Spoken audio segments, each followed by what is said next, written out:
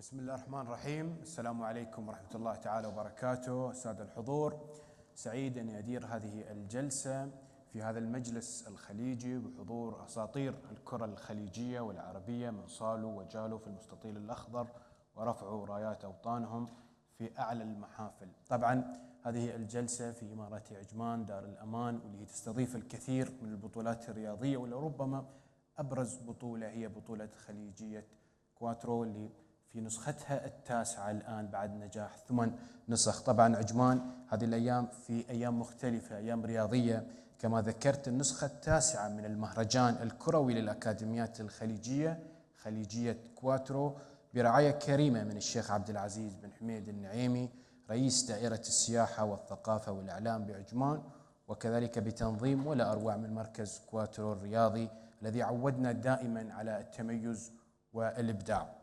تنافس قوي وكان مميز بين اللاعبين الخليجيين الصاعدين في الملعب، وكذلك كان حوار فكري بين اللعيبة خلال الجلسات اللي شفناها من خلال الفيديو اللي عرضناه قبل شوية. ومن هنا من مجلس الأساطير وأساطير الخليج والوطن العربي، في مجلسنا الخليجي اليوم هو مجلس رياضي حواري راح يناقش سبل كذلك تطوير الأكاديميات الخليجية بل وكذلك تطوير اللعبة في الخليج والوطن العربي. نبدأ حديثنا مع سعادة أحمد الرئيسي رئيس اللجنة المنظمة للمهرجان الكروي للأكاديميات الخليجية. فخورين أبو علي بما تم تحقيقه خلال النسخ الماضية وصولا للنسخة التاسعة. اليوم عجمان أصبحت يعني رائدة في تنظيم الأحداث الرياضية، منها كذلك المهرجان الخليجي للأكاديميات. بسم الله الرحمن الرحيم. بداية باسمي باسم إخواني أعضاء اللجنة المنظمة لهذه الفعالية، أحب أشكر جميع الحاضرين عندنا وأنقل لهم تحيات سمو الشيخ عبد العزيز بن حميد النعيمي رئيس دائرة السياحة والثقافة والإعلام بعجمان راعي هذه البطولة. ويمكن اليوم تواجد نخبة كبيرة من النجوم مكسب للبطولة، ويمكن راح يعطي الشباب دافع في تقديم بطولات استثنائية في السنوات القادمة. بخصوص استمرارية البطولة للنسخة التاسعة، شوف نحن يمكن في إمارة عجمان حقيقة محظوظين بالدعم الكبير اللي نلقاه من حاكم هذه الإمارة صاحب السمو الشيخ حميد بن راشد النعيمي عضو المجلس الأعلى حاكم إمارة عمان، وأيضا التوجيهات اللي نلقاها من سيدي سمو الشيخ عمار ولي عهد عجمان رئيس المجلس التنفيذي، والمتابعة الحثيثة من راعي هذه البطولة. الحمد لله رب العالمين. وصول المهرجان الكروي للأكاديميات الخليجية إلى النسخة التاسعة هذا دليل على نجاح النسخ السابقة. يمكن شفت أنت كأرقام، بدينا الدورة ب60 لاعب، الآن تتكلم عن عدد يتجاوز 380. هذا كله لم يكن يتحقق لولا الدعم اللي نحن نلقاه في إمارة عجمان من القيادات. اليوم هي النسخة التاسعة هذه ختامها نجاح كبير، كيف تشوفون هذا النجاح واستمرارية هذه البطولة؟ شوف اليوم تواجد النخبة الكبيرة من النجوم اللي صراحة متعونا في الملاعب، هذه إضافة كبيرة أو تعطينا دافع لاستمرارية البطولة وتقديم نسخ استثنائية. نجوم قدموا الكثير، أكيد راح ينقلون خبراتهم للعيبة الصغار، راح ينقلون التجارب اللي عاشوها في الملاعب الخليجية. أيضا يمكن أخوي عادل يعني يمكن خلنا نبعد عن التنافس الرياضي، ترى تواجد مثل هذه المجموعة يحقق اللحمة الخليجية. يمكن نحن في النسخ السابقة من خلال استضافتنا نجوم كثار في المجالس الخليجية شفنا العلاقة الوطيدة اللي تربط ما بين اللعيبة واستمرارية هذه العلاقة. هذه من الأشياء اللي يمكن واضعينها نحن في عين الاعتبار كأهداف نبغي نحققها، والحمد لله رب العالمين بتواجد مثل ما قلت لك هذه النجوم إن شاء الله راح تتحقق هذه. إن شاء الله تعالى. شكرا سعادتك على هذه الكلمة. بنواصل الحديث عن هذا المهرجان وهذه البطولة أكيد مع سادة العقيد غيث الكعبي. من واقع خبرتكم كيف تنظرون إلى هذه البطولات وأهميتها كذلك في الأمن المجتمعي؟ الله يسلمك. أول شيء مشكورين على الدعوة، وأنا سعيد بالتواجد بين نخبة كبيرة من الشباب والنجوم اللي أمتعونا خلال السنوات الماضية. نحن بنتكلم في البداية عن دعم سمو الحاكم الشيخ حميد بن راشد النعيمي عضو المجلس الأعلى حاكم إمارة عجمان، وسمو الشيخ عمار بن حميد النعيمي ولي العهد رئيس مجلس التنفيذي، اللي دائما ركزوا أن الإنسان أو الإنسان الخليجي مهم جدا في منظومة العمل الحكومي. ومن هذا المنطلق اليوم وزارة الداخلية وشرطة عجمان ركزت في بناء استراتيجيتها على فئة الشباب، وهذه من أهم المفاهيم في جودة الحياة. بالتالي كشرطة عجمان خصصنا إدارة خاصة معنية بالمبادرات هذه المجتمعية، اللي هي معنية بالوقاية من الجريمة بشكل محدد. فأنا صراحة قبل ما أحضر عندكم اطلعت على دراسة عالمية تكلمت أن فئة الشباب يرتكبون بعض السلوكيات السلبية أثناء اليوم الدراسي من الساعة 2 الظهر إلى الساعة 6 المغرب، وهذا الوقت بالتحديد ممكن يشكل غياب ولي الأمر أو الأم أو الأب، فبالتالي ممكن تطلع منه سلوكيات. لأجل هذا شرطة عجمان تمتلك من القدرات كمبادرات مجتمعية ومشاريع. إذا بتكلم عن مبادرة اسمها مستقبلك بين يديك، هذه لفئة الشباب، خاصة بس فئة الشباب. فرحنا حصرنا المدارس في عمان الثانوية العامة وقلنا لهم يا جماعة منو الطلبة اللي أنتم تشوفونهم عادوا السنة أو يرتكبون سلوكيات سيئة أو يشردون من المدرسة أو كذا. فطلعوا يعني عدد يتجاوز 20. فجبناهم قلنا لهم زارونا في الشرطة واطلعوا على نموذج لضابط إماراتي استكمل دراسته الجامعية، انتسب لقوة الشرطة وأصبح ضابط ناجح. أنت أمامك مسارين، هذا المسار شو ما يكون، أكاديمي علمي أمني شو ما يكون. ورحنا عقب استأذنا أهاليهم وطلعنا على المنشآت الإصلاحية والعقابية عندنا، ويبنى أحد المحكومين يعني في القضايا وتكلم عن تجربته أو ممارسته اللي ارتكبها السلوكيات السابقة وندم على هذا الشيء. فاحنا نبغي نوضح حق الشباب هذيلا أنت أمامك مسارين، مستقبلك بين يديك، يا تتجه الاتجاه هذا الإيجابي وهذا مثال على ذلك، وهذا المثال السلبي، فالقرار بيدك أنت. بعد فترة رجعنا للمدارس قلنا لهم الجماعة 20 هذيلا اللي استهدفناهم شو صار عن سلوكياتهم؟ قالوا 18 منهم نجحوا وأشادوا فيهم أولياء أمورهم. فهذا دليل على تعزيز التواصل والأمن المجتمعي فيما يتعلق بين الرياضة وبين الأمن. جزء أساسي ورئيسي كذلك في الحفاظ على المجتمع وعلى الناشئة. هذا واجب، هذا واجب. إذن بنواصل الحوار إلى الرعاة. لا فيش للعطور دائما حاضر في المواعيد الكبيرة في عجمان خصوصا في البطولات الرياضية. عادل الهاشمي، أهمية رعايتكم لمثل هذه البطولات. أولا بسم الله الرحمن الرحيم. أنا حاب من هذا المكان أو الملتقى هذا أشكر سيدي صاحب السمو الشيخ عبد العزيز النعيمي لإتاحة الفرصة لي أني أرعى بطولة مثل بطولة خليجية كواترو. أمانة إحنا كرعاة، أنا سامحوني يا إخواني الرعاة، أنا بتكلم باسمي باسمكم، إحنا كرعاة ترى والله مستفيدين، أكون صريح معك. لكن الاستفادة الأكبر أن نرد شيء بسيط لهذا الوطن الجميل. بالنسبة للأمور إحنا اللي قاعد نرعاها مثلا، هذا صدقني ترى مثل ما قلت لك إحنا مستفيدين في هذا الموضوع، لأن إحنا عيالنا ترى موجودين هنا، وإحنا نبغي عيالنا يقتدون بالشباب الموجودين هنا. ووجودنا كرعاة لبطولة ناجحة صراحة هو أكبر نجاح بالنسبة لنا إحنا يعني. شكرا لكم، دائما حاضرين في مختلف البطولات والأحداث في عجمان وخاصة في البطولات الرياضية. شكرا لك عادل. شكرا. أكيد راح نبدأ الحديث عن أهمية هذه البطولة خاصة للناشئة، لكن أكيد الصفة هذه كلها أساطير من أسطورة لأسطورة لأسطورة. الله يكون في عوني في محاورة الأساطير في كرة القدم. حمود سلطان، الأسطورة الخليجية الكبيرة، حارس مرمى منتخب البحرين. أنا سعيد جدا بهذا اللقاء، سعيد أني أنا أدير هذه اللقاء. لكن أنا قبل لا أبدأ أبو حسام وأتكلم وأقول لك عن البطولة، وأنا صغير كنت أحبك وايد، قالوا بس ما تعرف شو سوى فينا في خليج 94.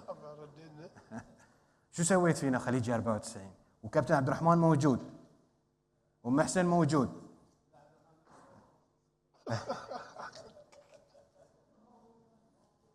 في تحدي صراحة بين عدنان وبين فهد وبين عبد الرحمن كلهم اللي ضيعكم خالد اسماعيل بانا ضيعكم.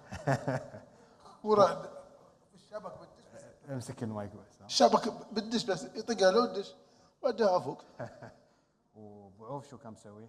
بعوف فقر شيء ظالمين بعوف يسوي بعوف هو يجيب لهم كبار يعطيهم ما يسجلون. جميل جميل. كابتن حمود، اليوم نبغى نتكلم عن دور الأكاديميات وأهمية الأكاديميات في صقل المواهب. في زمانكم ما كان في أكاديميات، لكن اليوم الخليج الحمد لله في أفضل الأكاديميات. هذه أهم شيء، هذه نستفيد منها.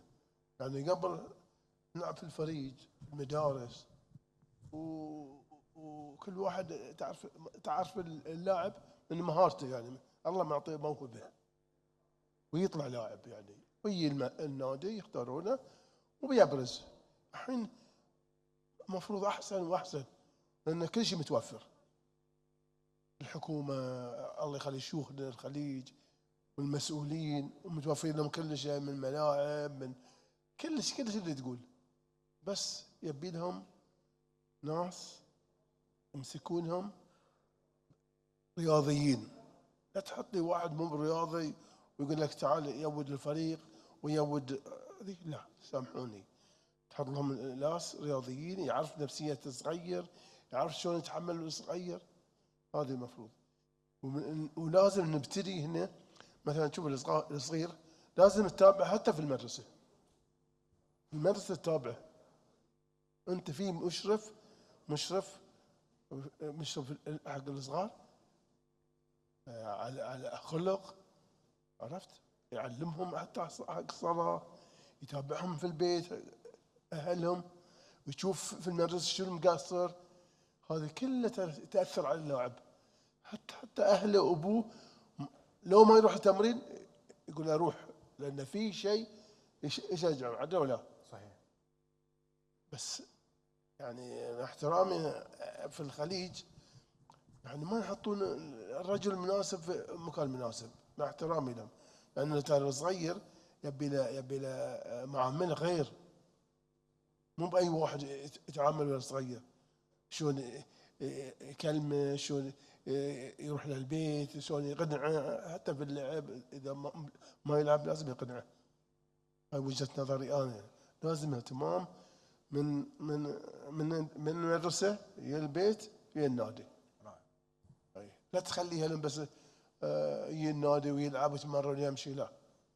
لازم في ناس مسؤولين توصله يا بيتهم، توصله يا البيت، توصله بنهاية التمرين، عشان أهل يحسون بأمان ويعرفون ويا من يمشي ومن ذي. لأن تعرف الحين السلوكيات الصغار يشوفون الكبار ويتعلمونه.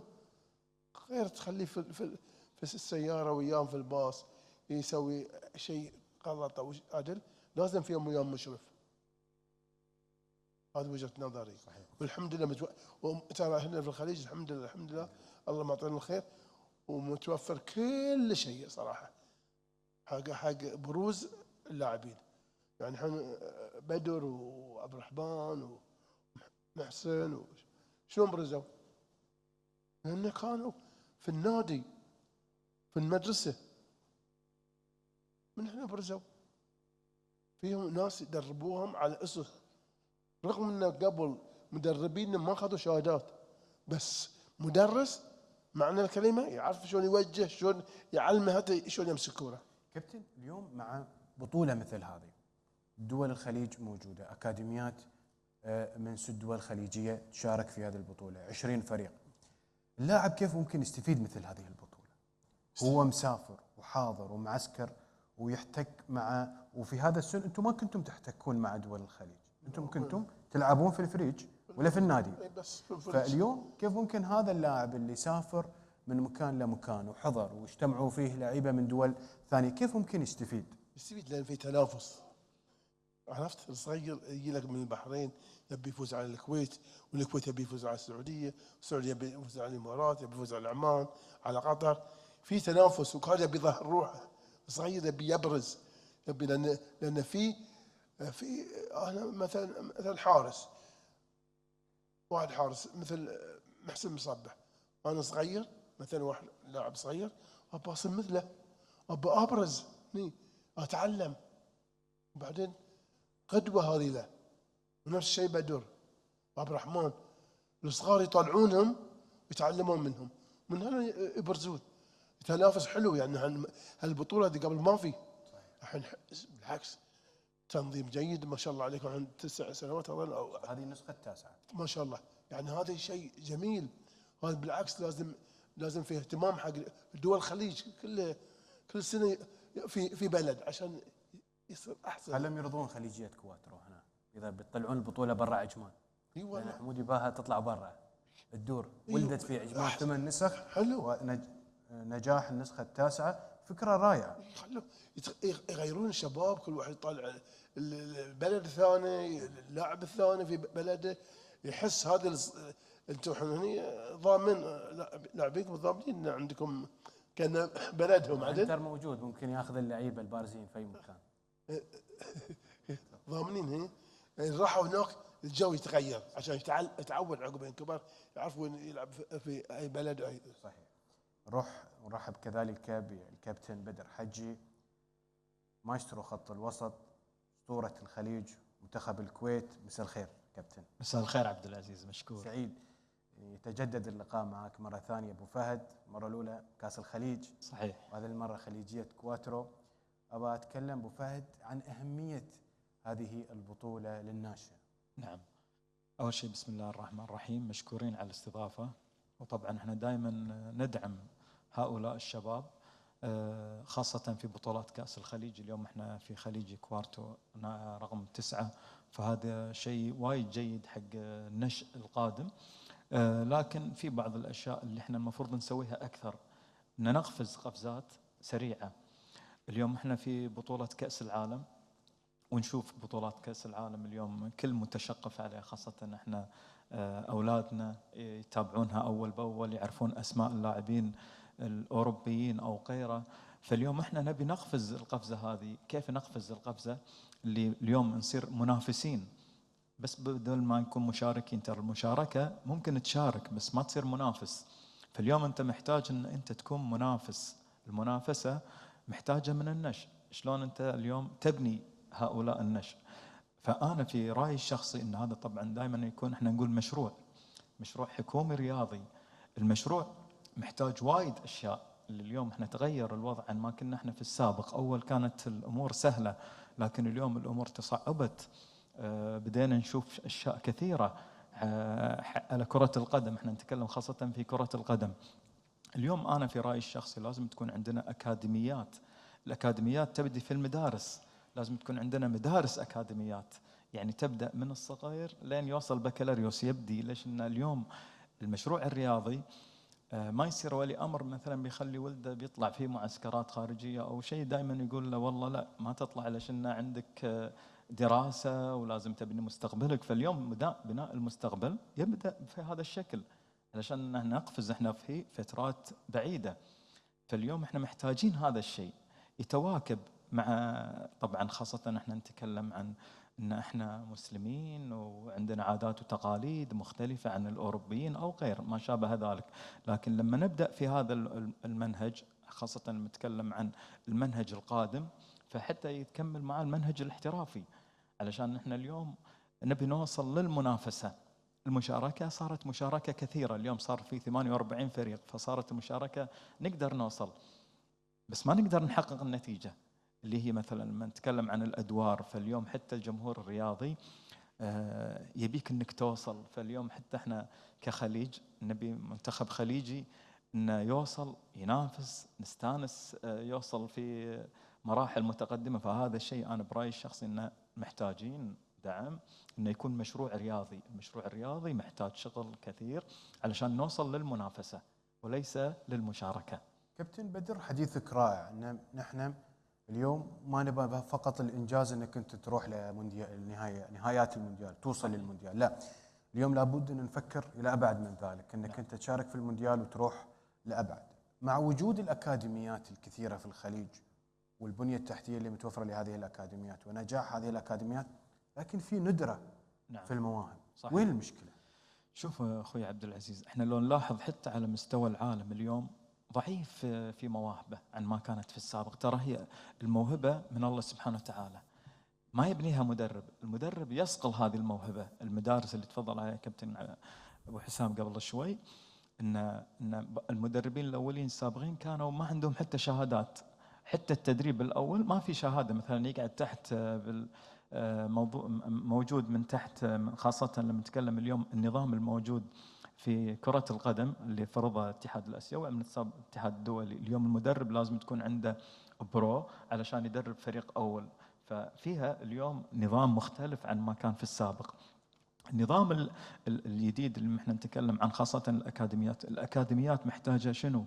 اليوم احنا قاعدين ندفع حق الفريق الأول كل شيء، مصاريف كثيرة، مدربين على مستوى عالي، أشياء كثيرة، لكن في إهمال في المراحل السنية. المراحل السنية لازم تحط لهم مدير فني من مثلا نقول من تحت 12 سنة إلى مثلا تحت 21 سنة، في مدير فني فوق دائما، خاصة في 21 سنة، أن هذا يكون دائما هو المختص في هؤلاء الفرق الموجودة. لكن اليوم أنا أشاهدها حتى احنا في بلدي في بلد الكويت عندنا ضعيف جدا هذا الموضوع، أن نهتم اهتمام كلي في هذا ليش ان احنا فلوسنا دائما تصب حق الفريق الأول فقط لا غير، لكن المراحل السنية أنا أشوفها أن فيها أهمال. كذلك نحتاج مو بس هذا، نحتاج ملاعب كثيرة. احنا ليش نقول لازم يتخصص كرة القدم كرة قدم، لكن اليوم احنا مشروعنا رياضي متكامل. مثلا النادي تلقى فيه عديد من الفرق غير كرة قدم، اللعبات الأخرى، لكن احنا نتكلم لا، لازم تصير اختصاص كرة قدم كرة قدم. هذا الملعب أو أنت تتكلم عن منطقة كاملة فيها كرة قدم مختصة فيه، علشان أن اللاعب من ضمن أنه ياخذ مساحة كبيرة في ملاعبه، وأنك تقدر تصرف عليه على أساس أنه تقدر تطلع المواهب وتقدر تسقلها بشكل كبير. فهي محتاجة شغل، محتاجة مادة، محتاجة فكر كذلك. اليوم هم احنا محتاجين من بدأ ومن وصل ومن استقر ومن منافس، اليوم احنا نقدر نجيبه على اساس ان هم نسقل اولادنا.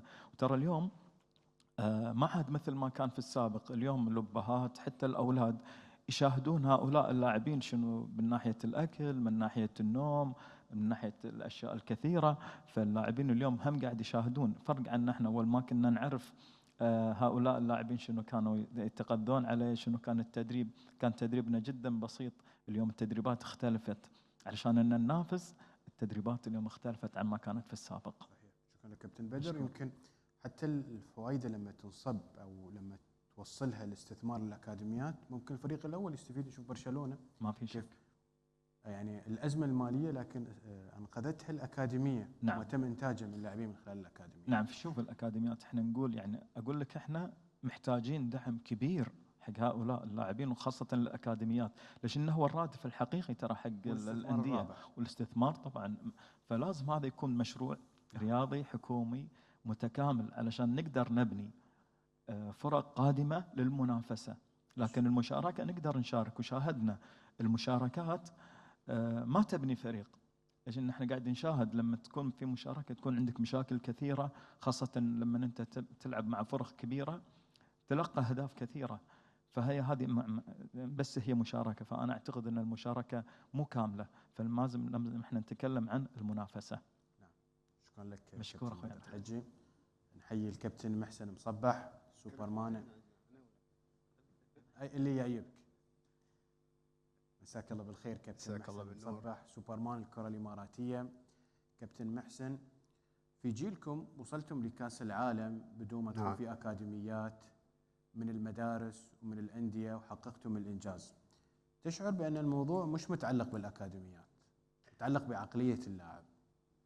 بسم الله الرحمن الرحيم. أول شيء لابد أن نقدم التحية للأخوة المنظمين على الدعوة الكريمة، ونحيي كابتن عنتر مرزوق وقدومه، وطبعا كابتن حمود سلطان وبدر، وايضا كابتن عبد الرحمن وكابتن سلطان وجميع الحضور.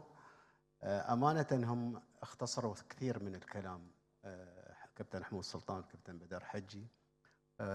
بجاوبك على سؤالك بالنسبه لك ان ما كانت في اكاديميات موجوده، ولكن انا شدني في نقاشهم نقاط تقريبا ركزت عليهم 3 نقاط مهمه جدا. هي اول عمليه الموهبة وصقل الموهبة والاهتمام بالموهبة لأجل إخراجها منتج جيد أنه يستفيد منه طبعا المجتمع والأندية والشخص نفسه. والشيء الثاني اللي شدني أيضا في عملية الاهتمام، بس مش فقط الاهتمام في عملية كرة القدم، لا، الاهتمام في الأمر التعليمي، الاهتمام في العمل النفسي، والاهتمام في العمل الصحي، إضافة إلى العمل الفني اللي تقوم فيه الأكاديميات أيضا. ونقطة ناقصة في هذه الأمور جدا هي مسألة عملية تعزيز التعاون. تعزيز تعاون الأكاديميات مع الاتحادات ومع الأندية.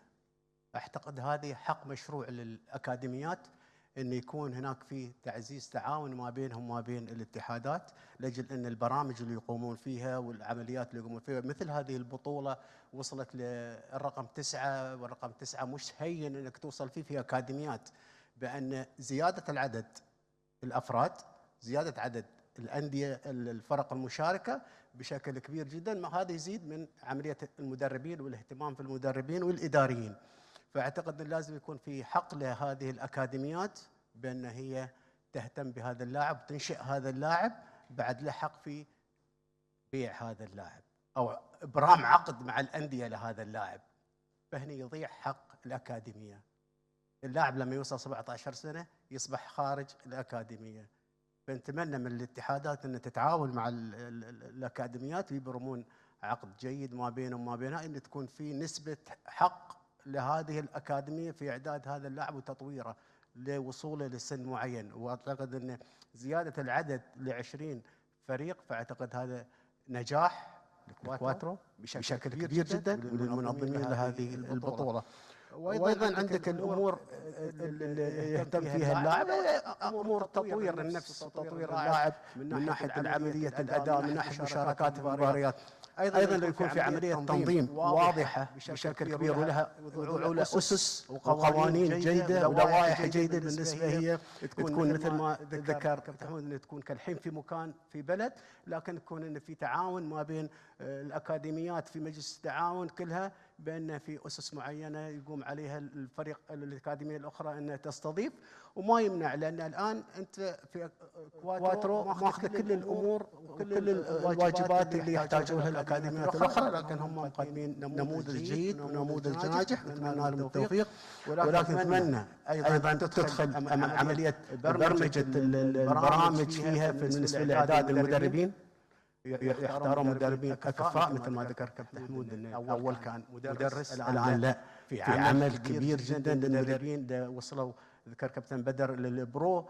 فاعتقد ان يختارون المدربين اللي بالفعل يقدرون يصقلون هذه المواهب الموجوده. ايضا من ناحيه الاداريين دورات كثيره، اللي احنا قبل ما ننهي الجلسه دورتين مهمات كانت كواترو اطلقوهم في صباح الاثنين وصباح الثلاثاء. قاطعك تقنيا وانت تتحدث، تقدر توجه الحديث للكاميرا بعد. تبغين اكلم الناس، اكلم الحبايب خبرك في الاستديوهات انت. فاعتقد ان دورتين مهمات كانوا الاثنين والثلاثاء قبل هذا اللقاء الجميل. فاعتقد انه دائما في تطور في امور كثيره تقوم فيها اكاديميه كواترو، واعتقد خليجيه كواترو هو المسمى انه هو تحتضن هذه الانديه، تحتضن هذه الاكاديميات الموجوده. ولكن انا اركز ان لابد يكون تعزيز التعاون ما بين الأكاديميات، الاتحادات والأندية، خصوصا في حفظ حق الأكاديميات من ناحية تربية اللاعبين، أيضا الحفاظ على اللاعبين، العمل الكبير اللي يقومون فيه. فلازم يكون لهم دور مهم جدا في عملية الرياضة، في أنهم هم يكونوا شريك رسمي في هذه البطولة. بالنسبة لسؤالك، بالفعل أول كانت في مواهب موجودة، المركز الواحد في 3 4 يتنافسون عليه. ليش؟ لأن كثرة اللاعبين الموجودين وقلة المغريات بشكل كبير. أما الآن ما شاء الله مغريات كبيرة، مو بفايق الطفل الحين بيلعب في الفريج، لا، عنده سواء من ناحية التلفزيون، من ناحية يعرف مثل ما ذكروا، يعرف اللاعبين الأجانب الكبار. اليوم السناتر زادت، الأمور الترفيهية زادت، اليوم الطلبة، اليوم أنت جالس تطلب أكلك وأنت جالس. فاللاعب أو الشخص مش هو الرغبه الموجوده مثل الاول. انت تفرغ طاقتك في الملعب، تفرغ طاقتك سواء في الفريق سواء في الحين في مدينه اماره ما فيها حدائق في المكان، وحدائق في مجهزه سواء من لعبه كره القدم، من لعبه كره الطائره، كره السله. لكن الرغبه في الناس، الرغبه في الشباب، هل هي الرغبه نفسها الاولى؟ لا، مختلفه بشكل كبير جدا. فالشيء انت قاعد تصنع اللاعب. والاكاديميات هذه اليوم اللي نشوفها من ايضا نموذج كبير جدا اللي هو كواترو، ان اللاعبين بعدد كبير زايد يكونون موجودين حتى في عدم وجود الدوره. هم ايضا عندهم كميه كبيره من اللاعبين من البطولات اللي يعملونها انهم ناجحين فيها. فهذا الشيء مثل ما ذكر الاخوان على اساس ما يكون عمليه فراغ موجوده بالنسبه لهذين اللاعبين كبيره، انه ممكن يطيح في خطا فتحتويهم. فهاي الاكاديميه تحتوي كثير من الشباب، فاعتقد انهم يشكرون عليها ويشكرون على هذه البطوله الجميله، ويشكرون ايضا الاكاديميات اللي تشارك فيها دائما. شكرا لك كابتن. العفو، الله يسلمك. كابتن عبد الرحمن، تحدثوا الكباتن عن النجوم. اول شيء نرحب بك كابتن عبد الرحمن محمد، كابتن منتخبنا في مونديال 90، الاسطوره الاماراتيه في كره القدم ولاعب نادي النصر. كابتن عبد الرحمن، تحدثوا الكباتن عن المواهب. كانت في فتره من الفترات في الخليج في كثره في المواهب، لكن ما شفنا عقليه الاحتراف. حتى مع تطور الكره نادرا ما نشوف لاعب خليجي يحترف في اوروبا. وين المشكله كابتن؟ السلام عليكم ورحمة الله وبركاته. في البداية أشكر المنظمين على استضافتنا في هذا اليوم، والالتقاء بمجموعة من الأخوان اللي تربطنا علاقات كبيرة وياهم، على رأسهم كابتن حمود سلطان والكابتن بدر حجي وكابتن عنتر، من زمان ما شفناه في فترة طويلة جدا. لذلك أنا أقول بالنسبة للأكاديميات وبالنسبة للاحتراف، سببها الرئيسي طبعا المغريات اللي موجودة على المستوى الخليجي. ما يحصل اللاعب الخليجي في بلاده صعب جدا أنه يحصلها في دول خليجية أو دول الأوروبية. فلذلك هو صعب جدا أن بالنسبة له هذا اللاعبين يحصلون بنفس العقود اللي يحصلونها في الدولة. أول شيء هو في دولته بين أهله وبين أصدقائه، وفي نفس التوقيت المبلغ اللي يحصله ما أعتقد أنه يحصله في أي دولة أوروبية إذا راح للاحتراف. مهم جدا أن اللاعب يثقف نفسه بشكل كبير جدا كمحترف. حاليا أنا رسالتي للاعبين نفسهم المتواجدين أو النشء الموجود حاليا، استغلوا هذه الفرصة اللي موجودة عندنا في دولنا الخليجية، من البنية التحتية، من الأكاديميات الموجودة، من المدربين، من توفير جميع احتياجاتك خلال هذه الفترة. احنا ما حصلنا هذه الإمكانيات الكبيرة المتوفرة، لكن بفضل رغبتنا ومحبتنا للعبة قدرنا نوصل إلى وصلنا له. فأنت استغل كل هذه الأمور الموجودة، يعني مثل هذه البطولة أو مثل هذه الدورات اللي موجودة اللي تنظمها كواترو لمدة 9 سنوات، أكيد بتظهر لاعبين أو بتظهر لاعبين. اللي عرفته أن العام الماضي 2 من اللاعبين كانوا متواجدين أو راحوا لنادي شباب الأهلي. السنة هاي 4 لاعبين ممكن نشوفهم أيضا في أنديتنا الإماراتية. فاستغل هذه الفرصة اللي موجودة عندك، هذه التوفير كبير جدا. أنت ورغبتك أنت وتطورك، عشان تطور نفسك لازم عليك تبذل مجهود كبير جدا، تضحية موجودة. في أيام أنا يعني لو أقول لكم عن نفسي، طورت نفسي بنفسي. يمكن أغلب الأخوان يتذكرون الفيديو البيتامكس والفي اتش اس. أخلي أخوي في الليل يسجل، أنا كنت معجب باللاعب الفرنسي بلاتيني، فأخليه يسجل الفاولات اللي كان يشوتها بلاتيني وأشوف، وفي اليوم الثاني أصير أطبق في أرضية الملعب لحد ما استويت الحمد لله أفضل من يسدد الركلات الحرة في الإمارات. فأنا طورت نفسي بنفسي بعدم وجود حتى بعض المدربين المختصين. حاليا لا، تغير الأمر بالنسبة لكم، في كل مركز في مختص في كل أكاديمية في ناس مختصين يساعدونكم على تطوير نفسك، لكن هل أنت عندك الرغبة؟ يمكن كابتن محسن تكلم في هذه النقطة بشكل يعني أكثر. أنت لازم يكون عندك الرغبة عشان تطور نفسك. فأنا أشوف أن الأكاديميات مفيدة جدا خلال هذه الفترة، ممكن تفيد بشكل كثير جدا، لكن تعاون الاتحاد مع الأكاديميات، خصوصا الأكاديميات الخاصة. أنا أتمنى أن أشوف أكاديمية النشأ من أول ما يقوم، من أول الصبح عبد العزيز، يصير لهاي الأكاديمية تكون دراسية تعليمية تثقيفية وكروية في نفس الوقت. يعني اللاعب يصير من أول الصبح دراسة لحد ما يطلع المغرب يكون متواجد في هذه الأكاديمية، يتعلم منها وفي نفس الوقت يتعلم لعبته المحببة له. فهذه نقطة مهمة جدا. أتمنى إذا ما أدري هل حاليا متواجدة عندنا مثل هذه الأكاديميات اللي يعني تسقل اللاعب الموهوب من بداية دراسته لحد ما يوصل إلى اللاعب.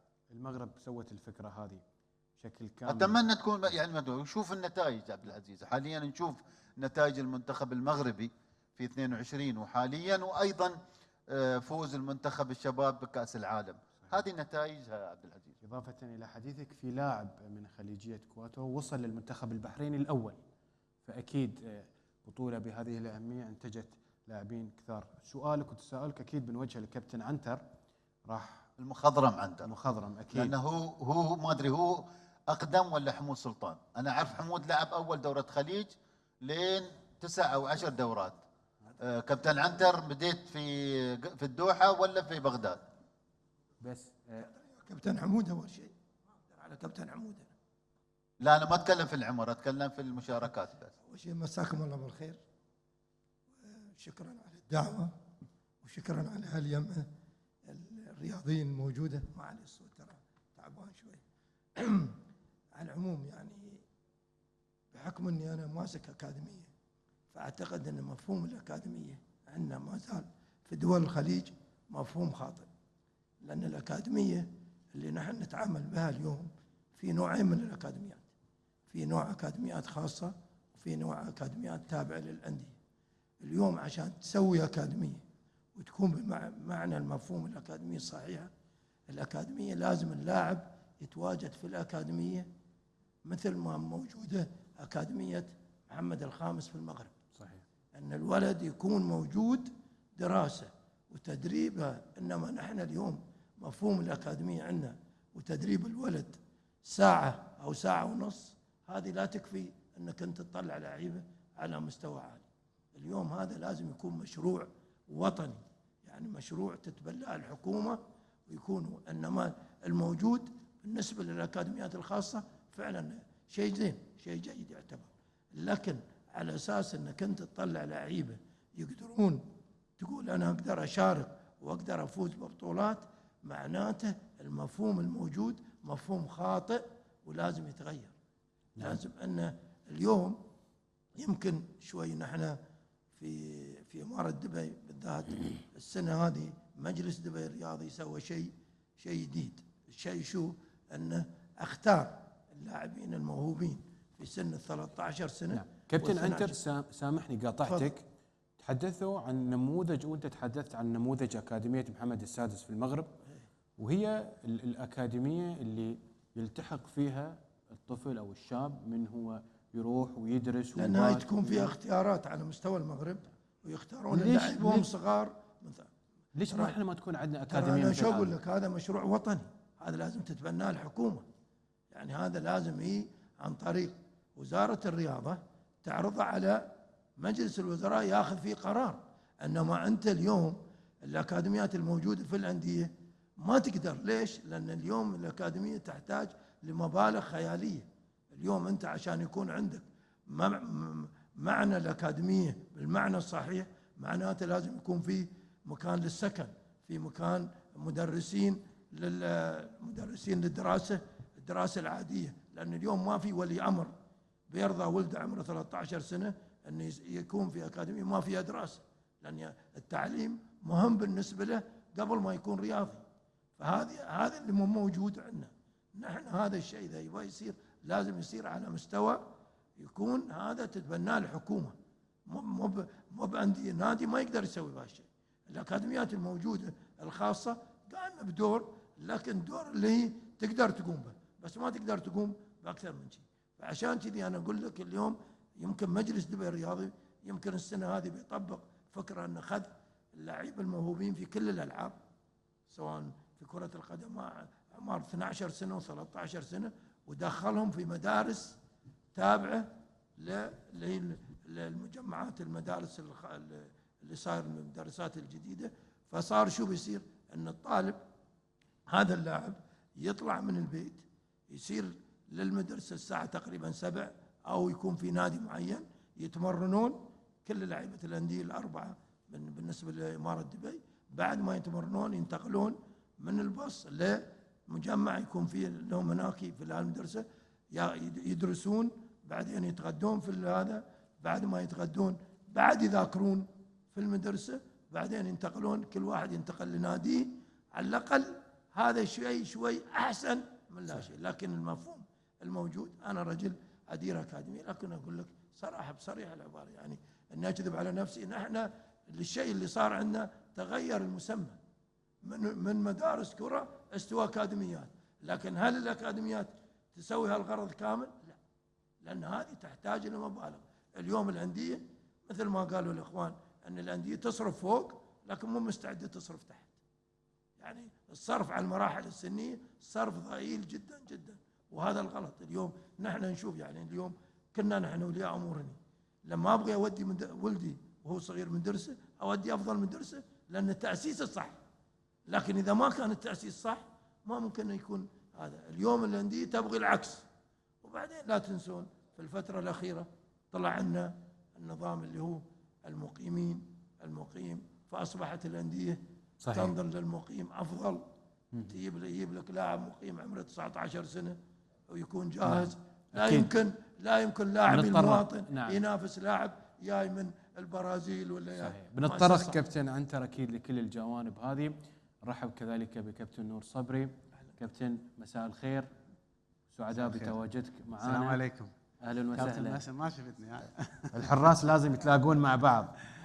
تحياتي للجميع وشكرا على الاستضافة، وتحية للكباتن الكبار يعني حتى ما أنسى اسم، لأنه يعني حقيقة فرحان جدا بشوفتهم، وصحة وعافية للجميع. ويمكن أنا جيت من المطار مباشرة الحمد لله على السلامة كابتن. شكرا جزيلا. قالوا ولدك علي بعد حارس. إيه موجود. اجبرته يكون يعني حارس ولا خيرته؟ ترى بيعترف. لا خيرته أكيد. تتخيل إنه أنا عندي أكاديمية وهو يلعب أكاديمية ثانية. كابتن اليوم قبل لا أسألك عن أي محور أكاديمي، ولدك مشارك في هذه البطولة ومتألق في هذه البطولة ما شاء الله، شو شعورك تشوف ابنك علي يمشي على نهجه؟ بالحقيقة هو أنا يعني تركته هو يختار أولا، هذه أول نقطة. اثنين، الاحتكاك كان عندي مهم. هو طلب أنه حتى ينتقل من أكاديميتي حتى يروح مع أكاديمية ليو. كابتن أحمد صديقي جدا زميلي، وإحنا جيران أصلا، وهو طلب أنه ينتقل. يمكن عطاء عقد أنت ما تدري. لا هو بس ركز أنا حبيته يختار، لأنه إحنا مثل ما تحدثوا الكباتن يعني قد الكباتن أكبر منا سنا وسبقونا بفترات. أيضا بالنسبة لحاجة اللاعب، بالنسبة للموهبة اللي كل لاعب عنده موهبة، إحنا اللي كنا نروح للأندية نختبر. يعني اليوم الجيل الجديد ينتظر والده وينتظر ولي أمره يودي ويعني يتوسط له في كل مكان. ومرات ابن اللاعب شوية يعاني، ابن النجم يعاني جدا وتكون النظرة عليه مختلفة. فلذلك خليته هو يختار بمحضراته، ما فرضت عليه. لما اجى قال لي اريد اروح لغير اكاديمي، قلت له روح وتدرب. ولما اجى قال لي اريد اروح مع الفريق للبطوله، ايضا سمحت له يروح، واثبت انه هو حارس يعني خامه جيده. يحتاج له طبعا وقت طويل حتى يتحسن ويصير حارس جيد، لكن شفت انه عنده لمحه جيده، فلذلك خليته على هذا. لكن حقيقه شدني كلام الكباتن، لانه انا يمكن يعني عملت اكاديميه واني لاعب بعدني، يعني ما وانا العب كره قدم سويت اكاديميه ب 2016. فيمكن كلام الكباتن مهم جدا، لان الاكاديميه من تكون الموضوع به ربحي يختلف عن انه يكون مشروع دوله، وهذا ما اللي يمكن احنا كنا نطمح له. لان اذا نظرنا الى الانديه الاوروبيه يمكن الجميع اليوم يستفاد من اللاعبين في الاكاديميات، لانه يعتبرون لاعبين مواهب ويخرجوهم للفرق الكبيره، وهذا يقلل من الامور الماديه. احنا الاكاديميات عندنا تقريبا في كل مكان تجي على اساس شنو؟ مو بس على اساس الموهبه، على اساس الجميع يحب كره القدم وعنده موهبه او ما عنده نستقبله. ليش؟ لانه ايضا الجانب المادي مهم جدا. فانا اجيب عندي اشتراك يدفع اشتراك فايضا اخليه، لكن ايضا جانب بها ايجابي انه اوفر له الجو النقي. اليوم السوشيال ميديا والتليفونات والاجهزه هذه كلها شغله الشباب ودتها بمكان اخر، البرامج واللعبات اللي تكون على يعني فترات طويله يقضوها على الاجهزه الالكترونيه ايضا شغلتهم بشكل كبير. فتوفير جو نقي بالاكاديميات ايضا مهم، لكن ايضا يعني لو نجي بالفعل مثل ما قال الكابتن لازم يكون مشروع متكامل.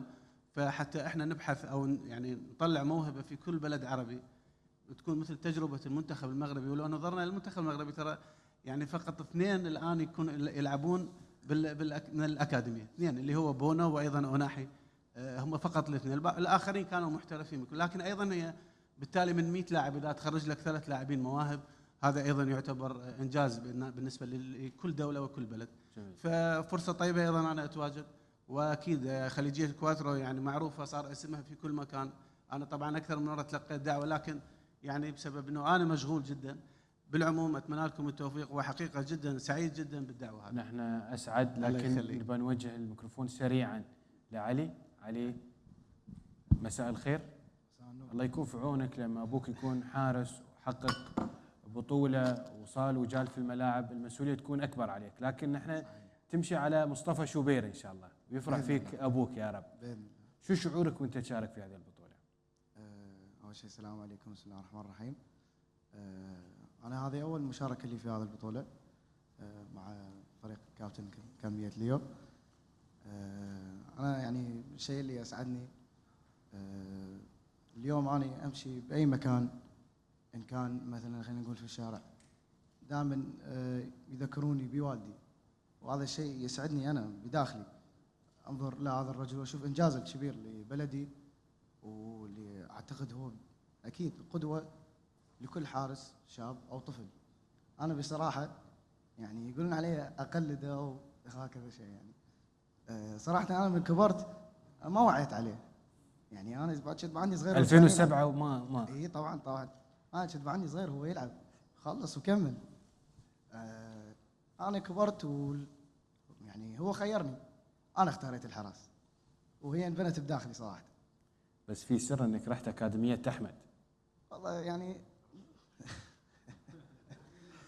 ها لانها جلسه حبيه ما بشد عليك، بنروح لها اكيد. كابتن احمد نرحب بك ومساء الخير. اكيد دور الاكاديميات دور مهم، والاهم كذلك ان نشوف لاعب ينتقل من اكاديميه لاكاديميه، فهذه الحريه تعطيه انه حافز كبير انه يبدع ويشارك في اكثر من مكان. اول شيء بسم الله الرحمن الرحيم، ونتشكر اللجنه المنظمه. هالمهرجان للامانه ما اعتبره مهرجان، لا اعتبره انا بطوله اسيويه مصغره. كلياتنا مثل الكباتن الكبار، كابتن نور، كباتن حمود، لاعبين منتخب اكثر من مباراه، 100 مباراه دوليه. الشيء اللي عم نشوفه بكواترو منتخبات الناشئين الشباب ما كنا نشوف مؤتمر قبل المباراه بعد المباراه. هذا الشيء عم بيعطي اللاعب ثقه بالنفس، اول مره بيشوف في فار لحتى عم بيحس حاله لاعب. يعني اللاعبين اول ما جينا من المطار دشوا الغرف شافوا هدايا، يعني كل مره خليج كواترو عم بيعملنا اضافه، عم بيعملنا ايجابيه جيده عم نتعلم منها. اللي هالمشاركه الثالثه بخليج كواترو اعتبر حالي من اصدقاء الكابتن عبد العزيز. العام كنا بطل، خرجنا لاعبين، والحمد لله في عندي لاعب راح على نادي الشباب الاهلي الاماراتي هو عراقي. هذا الشيء كمان طامحين له. نحن كاكاديميه هي نحن بنكشف اللاعبين، نحن ما بندور على النتائج بقدر ما تكشف لاعب. وهالسنه بوجود علي نور صبري، للامانه يعني انا اكثر شيء سعيد، لو ما كنت سعيد بالنتائج اللي حققتها الموسم، سعيد انه علي نور صبري اخذ مكانته الطبيعيه. ان شاء الله نشوفه ان شاء الله بالمنتخب العراقي او بانديه محترف. نعم. لاني الحقيقه الكابتن نور هو اخي الكبير، وبالعكس هي اكاديميته، وبالعكس ما اعتبر عندنا اكاديميتين، لا اخترت علي الكابتن نور مع انه عنده اكاديميه وقريب على ملعبي، قال لي لا بالعكس خليه يروح معك. هذه يدل على شيء، الثقافه الكبيره عند الكابتن نور صبري، هو اكيد حارس كبير واسطوره العراق. بتمنى من كل لاعبين يلي اجوا لهالبطوله يتعلموا. اذا انت ما تعلمت بهذا العمر ما راح تتعلم ابدا، خاصه انت البيئه يلي عم بيوفروا لنا اياها كواترو للامانه مشكورين، من اول واحد يستقبلنا بالمطار لاخر واحد بالبطوله بيحسوا حالهم يعني جايين كبعثه منتخب. نتشكر اخوي ابو علي معزمينك معنا نحن، ان شاء الله نحن بنوعدكم نخرج دائما لاعبين. ان شاء الله نحن الخليج الشيء اللي عم بيفرحنا اشوف لعيبتي بعد سنه اللي كابتن عم بتوصل ملاعب الكويتي، عم بتوصل ملاعب السعودي. نحن ان شاء الله العرب كلياتنا اخوان، والشيء اللي عم بيجمعنا ان شاء الله ما نتفرع عنه. وشكرا لك. شعور حلو، واكيد ابو مشاعر ما بخليك، برجع لك انا عندي سؤال. تفضل. وذكرنا في لاعب طلع صار نادي شاب الاهلي، هل عنتر مرزوق؟ اكيد من ابتسامته اللي كان يتكلم. جيد. كابتن عنتر بنرجع لك اكيد، لكن ناصر الزري كذلك نوجه له الميكروفون. سمعت كابتن حديث الكباتن عن اهميه الاكاديميه واهميه كذلك الاحتكاك لما اللاعب يعيش التجربه هاي في حد ذاتها راح تعطي اللاعب تطور كبير في مستواه. بسم الله الرحمن الرحيم. يشرفني ان اكون بين هذه المجموعه الطيبه. أنا بستكمل كلام كابتن عنتر في موضوع الأكاديمية. مسمى أكاديمية مثل ما تفضل كابتن عنتر مسمى كبير. اللي احنا نشوفه حاليا هذه نحن نعتبرها مدارس كرة.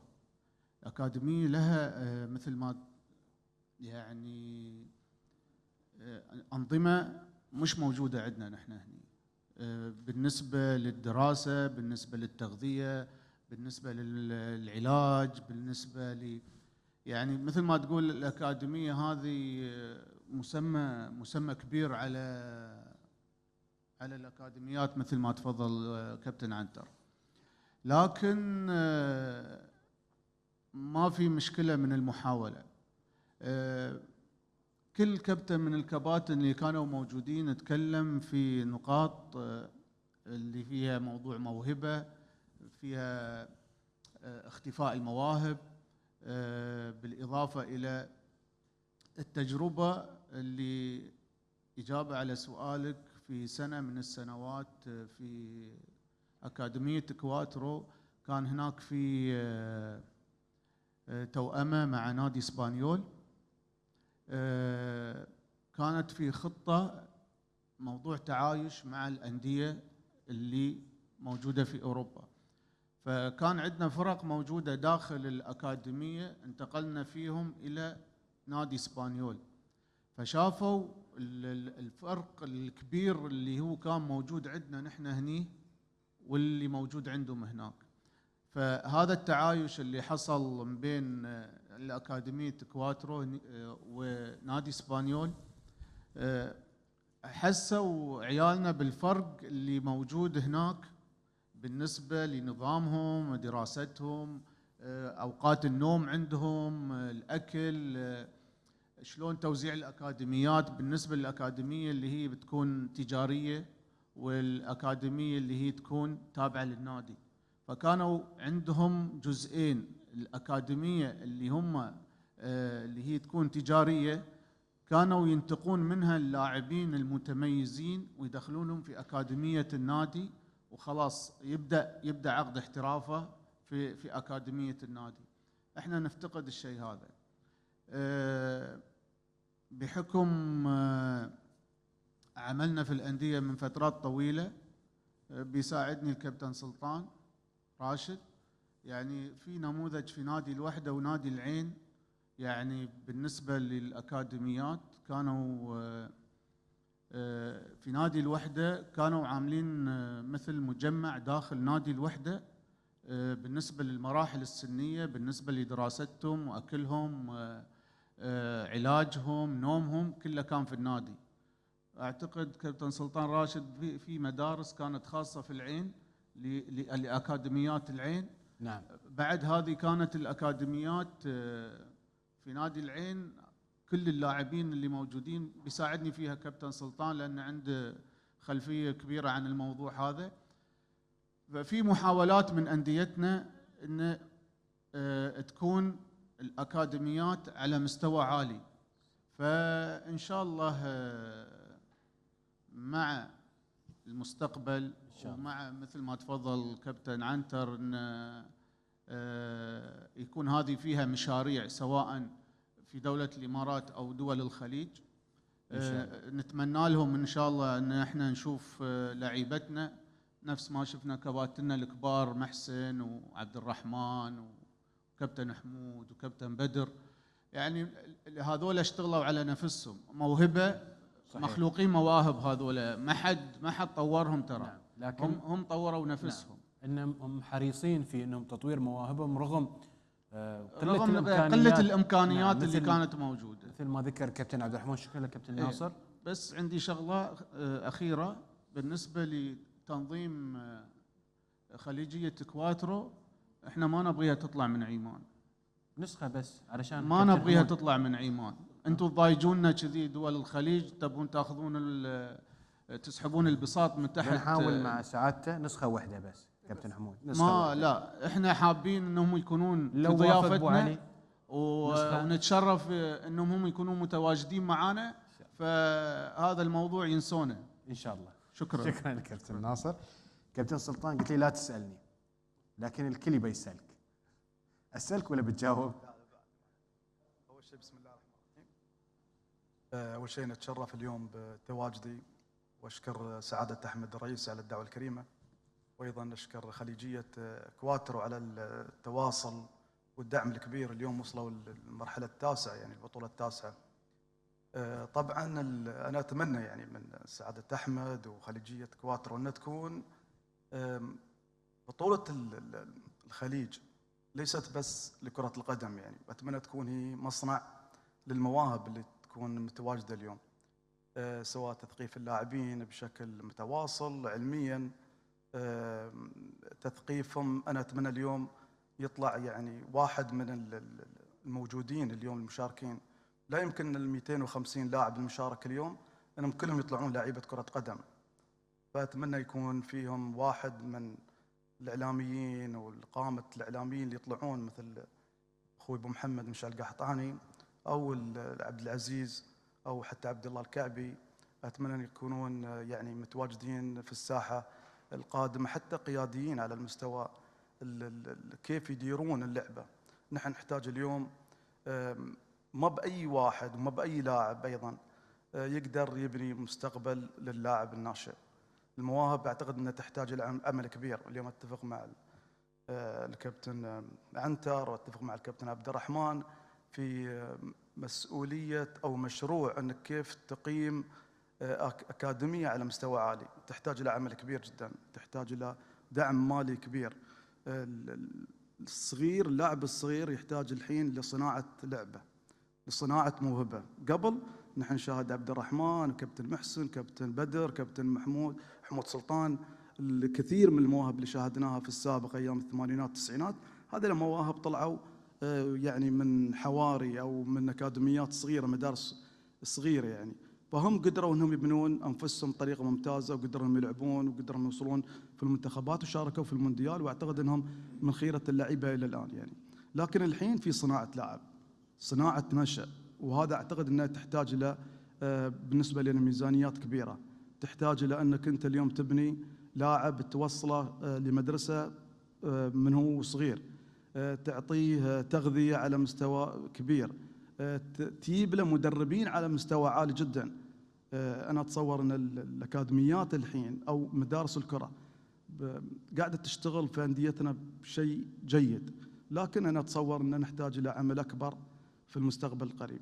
فأنا صناعة اللاعب بالنسبة لي أو صناعة المواهب تحتاج إلى عمل كبير جدا.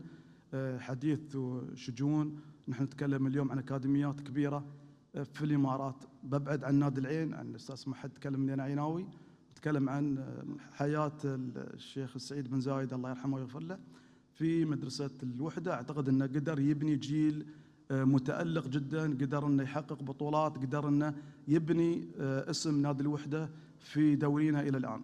انا اتصور العمل الكبير اللي قاموا فيه انهم بنوا مدرسه في نادي الوحده، وقدر انه يكون التغذيه موجوده والمدارس موجوده في نفس المكان. وعقب ما يخلصون اللي بعيد عن منطقه ابو ظبي كان في لها سكن خاص داخل النادي، والاسماء الكبيره اللي مروا فيها واحد من الاسماء الكبيره اللي انضمت بشير سعيد وهو صغير من اماره ام القوين، سعيد خميس ايضا من اماره ام القوين، وايضا اخوانهم، وايضا الكثير من اللعيبه اللي كانوا خارج منطقه ابو ظبي لكن قدروا انهم في اداره الوحده انهم يوفرون عليهم جميع المواصفات انك انت كيف تصنع لاعب تقدمه الى نادي الوحده وتوصله للمنتخب ونحن شاهدنا في المنتخب. الكثير من الاسماء اللي طلعوا من المدارس اعتقد انها لها فائده كبيره. فانا اتمنى من الانديه الاهتمام اكثر.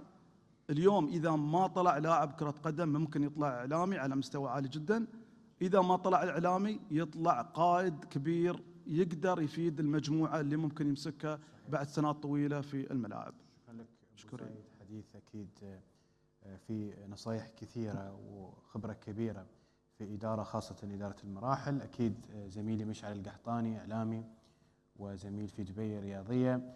مشعل ابو محمد، يمكن من الامور الرائعه الاعلاميه اللي تواجهنا احيانا في الميدان اللقاءات مع اللعيبه، في بعضهم ما متعود انه يسوي لقاءات، ونادرا ما تشوف لاعب ممكن يتعامل مع الاعلام بشكل احترافي. الحلو في هذه النسخه ان في لقاءات بعد المباراه، في لقاءات مكزون، في مؤتمر صحفي، فهذه الفائده اكيد راح تنصب في اللعيبه خاصه في المستقبل. صحيح، التعامل مع الاعلام، اولا مسي عليكم بالخير جميعا. التعامل مع الاعلام مهم، ويمكن المثال الابرز والاكبر على مستوى العالم كيف استطاع ان يبني حوله يعني تعامل من كل الجهات الاعلاميه، واستطاع ان يكون متجدد. يمكن احنا نشوف كيف الاسطوره كريستيانو رونالدو يعرف متى يظهر وكيف يظهر وماذا يقول وكيف يقال.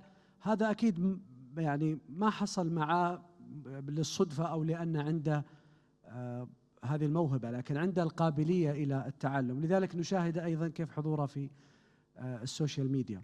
التعامل مع الاعلام مهم، واعتقد الجيل الجديد اصبح فاهم هذا الموضوع ومتابع يمكن للقنوات الجديده في الاعلام بشكل جيد، فما احسن عليهم خوف. لكن يشكرون خليجيه كواترو في انهم وضعوا هذا الموضوع كتمهيد ويتعلمون. يعني لما احنا تعودنا على اللعيبه بجمل تقليديه يظهرون فيها بعد المباراه، لا، اعتقد الان الموضوع اصبح انت تبني صوره عنك كلاعب وردود فعلك وثباتك في التصاريح. اعتقد امر مهم. انا يعني اعرج على النقاط بشكل سريع اللي ذكروها الكباتن. سريع ايه، لاني انا اعرف ما راح اتكلم فني اكيد، لكن انا يمكن ماني مع فكره ان خليجيه كواترو تطلع من عجمان، تبقى في عجمان، لان ودنا غيرهم يستنسخ تجربتهم. يستثنى احيانا، يستثنى نسخه، لا انا بقول لك ليش، عشان اسطوره بس. لا اكيد يستاهل نسختين عشان بدر بعد طالعني وخلاص نرجع. لا يستاهلون، بس انا ودي غيرهم ينافسهم ويحرص على انه يعمل اكاديميات وبطولات، اقصد في بقيه دول الخليج. ويمكن كثير من النقاط اللي عرجوا عليها ما ودي اطول فيها، لكن هي نقاط مهمه. انا عجبني حتى تفاعل الشباب النشء الموجود مع حديث كابتن عبد الرحمن. والفتره القادمه يعني ننتظر نشاهد اسم يظهر من الخليج نتحدث عنه ونفاخر به صراحه في العالم. شكرا لك ابو محمد، شكر. اكيد قبل لا اختم ابو مشاعل لازم اسالك، لانه يعني من الاعلام التقليدي في التلفزيون الى السوشيال ميديا محبوب كل الاولاد اللي موجودين. اول شيء هارد لك على الخساره. يا اهلا وسهلا، سعيد جدا اني موجود في خليجيه كواترو. 9 نسخ، حاجه مو بسيطه. الاكاديميات، اللعيبه الصغار، الاهتمام، حاجه مو سهله جدا. واضح انه في يعني في اهتمام في هذه الناحيه، وما اختلف مع الاساطير ابدا الكلام اللي قالوه النجوم الكبار اللي موجودين. يعني كرة الشارع يوم اختفت عوضوها الاوروبيين بالاكاديميات الوطنيه الضخمه صحيح. جدا، وصرفوا مبالغ طايله. يعني ممكن انت كيف اصرف 65 مليون يورو سنويا واحصل النتيجه بعد 15 سنه؟ لا، في اولويات، في ناس جايه تفكر. زي الاكاديميه الفرنسيه كليفورنتين تقريبا. نعم. الموهبه يرجع له يوم واحد بس، 6 ايام يعمل وعمل متواصل وباذن الله باذن الله انه نشوف لعيبه يوصلون ان شاء الله نجوم تعالى. هنا، كابتن هنا، باذن الله نحصلكم هناك باذن الله. سعيد جدا. شكرا لك ابو مشاهد. يا اكيد حبيبي. ابى اوجه سؤالي لكابتن عبد العزيز. موجود من النسخه الاولى الجندي المجهول، من النسخه الاولى وصولا للنسخه التاسعه، اظن تشوف البطوله تكبر معاك. بسم الله الرحمن الرحيم. أنا سعيد جدا بتلبية دعوة النجوم وحضورهم للمهرجان الخليجي للأكاديميات. اليوم المهرجان ولله الحمد من سنة لسنة ويكبر. بدينا بفكرة بسيطة صغيرة، لكن توجيهات سمو الشيخ عبد العزيز بن حميد النعيمي بتوسيع المهرجان هذا إلى مبادرات وفعاليات وبرامج للأولاد. هو اللي كان يخلينا دائما يعطينا الدافع للاستمراريه ووصولنا لهذه المراحل اللي نحن وصلناها. نعم. انا بتداخل بس على السريع مع الاخوان في الامور اللي تطرقوا لها. تكلموا عن الاكاديميات فيما يخص الاكاديميات الاحترافيه. احنا في كره القدم حاليا نتكلم عن الاحتراف. يجب ان نحن نسعى في هذا الجانب من بدايه اللاعب ويكون في مرحله الناشئين. يعني اليوم الانديه قاعد تاخذ لاعبين جاهزين وهم كبار، سواء كانوا مقيمين او وين ما كانوا من اي فئه، ويلحقون بالفريق الاول. المراحل السنيه اليوم قاعده تنظلم. اليوم المراحل السنيه ما قاعده تلاقي الاهتمام من خلال سواء كانت الانديه ولا الاكاديميات الموجوده فيها. جميل. الاكاديميات اللي مطلوبه الوجود في الانديه، لو نطلب دعم حكومي، ترى الانديه روحها حكوميه. الانديه اليوم مش انديه خاصه عنا على اساس ان هي تطلب دعم حكومي، وهي حكوميه والدعم الحكومي يوصلها. فهناك اذا كان في عائق ممكن يكون عدم توزيع الميزانيه هاي بشكل صحيح. فيجب اليوم لو نتكلم ما ذكروا الاخوان تجربه نادي الوحده، نادي حكومي رحمه الله عليه الشيخ سعيد بن زايد وضع الفكره من عام 90، ونادي الوحده كان نادي مغمور وكان يصارع حتى البقاء بالدرجه الاولى هذيك الايام، وقدر يوصل النادي هذا بعد 10 سنوات لمصاف الانديه اللي اليوم ما شاء الله يعني تنتج اللاعبين وتحرز البطولات. فالنموذج نقدر عليه وموجود وتم تنفيذه بدوله الامارات. ليش ما يستكمل؟ نادي نفس شباب الاهلي والانديه الكبيره في دبي وابو ظبي عنده الامكانيه. ممكن عدم صرف الميزانيه بشكل صحيح وايضا صرفه على الفريق الاول نعم. هو السبب اللي يكون يوصلهم لهذه المرحله. حتى المراحل السنيه عندهم لو يرجعون يشوفونها ايضا هناك عدم اعطاء الفرصه للاعبين المحليين الموجودين عندنا نحن. صحيح كابتن. اليوم يجب اللاعبين هذيلا، ليش خليجه كواتر اليوم نحن ننظمها بالشكل هذا؟ قاعدين نعطي اللاعبين جرعه في الامور الاحترافيه.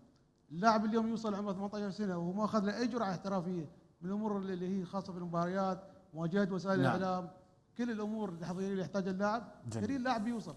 اما اذا نحن قعدنا ونتريث ونقول والله الدعم الحكومي ما قاعد يجينا والدوله ما قاعد يسوي لنا وانتم قمتم بخير، عمرنا ما راح نوصل. قمتم بخير عمل في هذه البطوله وكذلك في اكاديميه كواتر. شكرا لك كابتن عبد العزيز عبد الله، شكرا موصول للجميل، شكرا لك سعادتك، شكر امانه للكباتن والاساطير. وكان ودنا نطول في هذا المجلس لكن لضيق الوقت لابد ان نحن نختم هذا المجلس. شكر موصول للكل. اكيد حديث الاساطير وكذلك حديث الاداريين كان مهم جدا وقدموا نصائح كثيره وكبيره كانت حول هذه البطوله وكذلك دور الاكاديميات في دعم المنتخبات الوطنيه في الخليج وفي الوطن العربي. شكرا لكم جميعا، دمتم في امان الله ورعايته.